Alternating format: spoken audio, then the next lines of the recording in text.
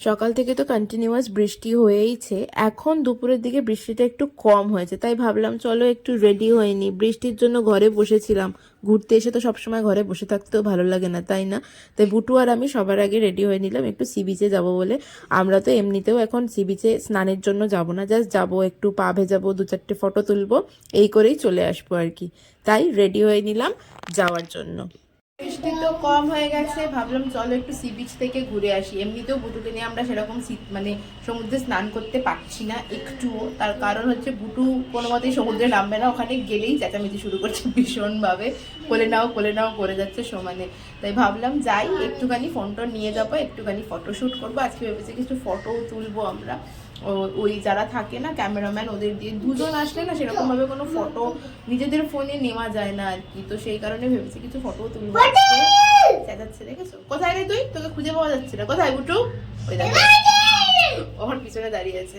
তো সেই কারণে দেখি চলো টুকটুক করে রেডি হয়ে গেছি, বেরোবো। কি বললো? দেখো দেখো কি করছে, দেখো ব্যালকনি দরজাটাকে বন্ধ করে দিয়েছে, বন্ধ করে দিয়ে আমার চেঁচাচ্ছে।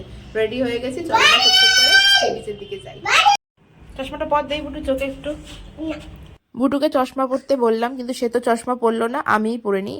চশমা কেনার জন্য সবসময় থাকে ব্যস্ত, কিন্তু চশমা চোখে দিয়ে বেরোবে বাইরে, তারপরেই হাতে করে খুলে নেবে। চশমা পর পর বলে বলে আর ওকে চশমা পরানো যায় না।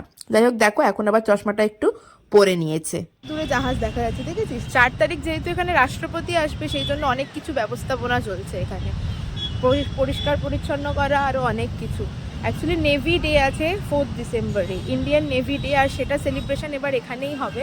এখানেই মানে সমস্ত কিছু ডেমনস্ট্রেশন দেখাবে, সেটাই শুনেছি কালকে আর কি। সেই কারণে সমস্ত দোকানপাটও তুলে দিয়েছে এখানে 4 সাইডে, মানে স্বর্গদ্বারের কাছে সামনে দিয়ে যত দোকান আছে সমস্ত কিছু তুলে দিয়েছে আর কি সি বিচের সামনে। আর রাত্রের দিকে ইভেন সি বিচে কাউকে বসতেও দিচ্ছে না, নামতেও দিচ্ছে না, এরকম একটা জিনিস চলছে আর কি। বাবা ওই দিক দিয়ে চলো। আচ্ছা ঠিক আছে, উঠে চড়বো। বুটু উঠে চড়বে, যেদিন থেকে এসছে সেদিন থেকেই চলছে, কিন্তু উঠে এখনো চড়ানো হয়নি। এখন ওই জন্য উঠতে কিছু সামনে বলছেন উঠে চড়বো। দেখো এবার একটু ব্যাক ক্যামেরা দেখায়, ওই যে দূরে জাহাজ দেখা যাচ্ছে, এই জাহাজগুলো রাত্রেবেলা একদম সামনের থেকে দেখা যাচ্ছে আর কি। এগুলো বোধহয় মানে নেভিদেরই জাহাজ সমস্ত কিছু। দূর থেকে আপাতত 3-4টে দেখা যাচ্ছে দূরে, ক্যামেরায় কতটুকু আসছে আমি জানি না, কিন্তু এগুলো একদম সামনের থেকে মানে সামনে চলে আসে সন্ধ্যেবেলা, আর বেশ সুন্দর করে আলো জ্বেলেও রেখে দেয় রাত্রেবেলাতে। বেশ কয়েকদিন ধরে এটাই চলছে এখানে। তারপরে বুটুকে নামিয়েছি বিচে। বুটু তো বিচে কিছুতেই নামবে না, এসে না কোলের মধ্যে চেপে ধরে থাকেন যে আমি নামবো না, কিন্তু আমরা জোর করে নামাই ওকে ভয় কাটানোর জন্য, কিন্তু কিছুতেই নামতে চায় না। নামলে পরেই যে কি করে চলো আজকে তোমরা ভিডিওগুলো দেখে নাও, সেগুলোই তোমাদের সাথে শেয়ার করি ওকে নামালে ও কি করে।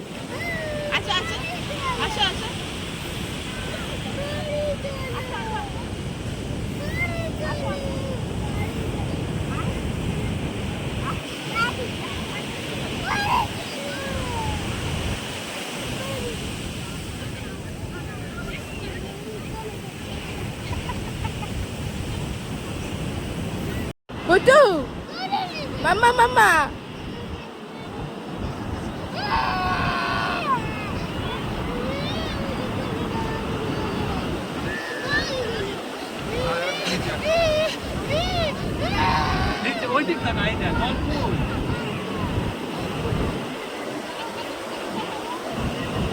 ছেড়ে দাও ছেড়ে দাও ছেড়ে দাও, দেখি ছেড়ে দাও।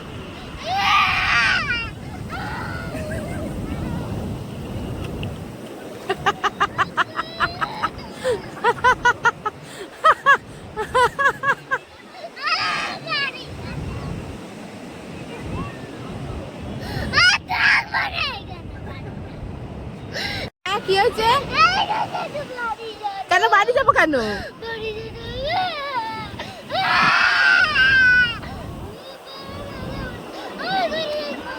তোর পাও ছুলো না, দেখ তাও তুই ট্যাপা করে চেঁচাচ্ছিস। ফটো তোলা হয়ে গেছে, এবার যাচ্ছি বাড়ির দিকে, মানে হোটেলের দিকে। বুটু এত চেঁচাচ্ছে যে ওকে নিয়ে দাঁড়িয়ে থাকা হচ্ছে বড় মুশকিলের ব্যাপার। কোলেই নিতে হবে, একটু দাঁড়াবে না, তাও জোর করে 2-3 বার ওকে নামিয়ে দিয়েছি নিচে। তো হয়ে গেছে সি বিচ ঘোরা, আপাতত বিকেলের দিকে যাব আবার, দেখি। আপাতত হোটেলে। দেখো বাড়ি যাওয়ার জন্য একদম তাড়া, ওই দিকে সোজা হেঁটে যেতে পারছে, কিন্তু সমুদ্রের দিকে আর হেঁটে নামতে পারছে না। বুটু বুটু ওদিক শোন, চল আবার যাই, ওদিকে যাই চ। কেন? এই দেখ, সমুদ্রে যাওয়ার কথা বললেই বুটুর কান্না শুরু হয়ে যাচ্ছে। তাহলে কোথায় যাবি? চ চ চ, বাড়ি চ, বাড়ি চ, চ চ চ। আচ্ছা যাবো না সমুদ্রে, চ বাড়ি চ, বাড়ি চ। নিমেষে মুড চেঞ্জ, মুড সুইং করছে বুটু সমুদ্রের কথা শুনলেই।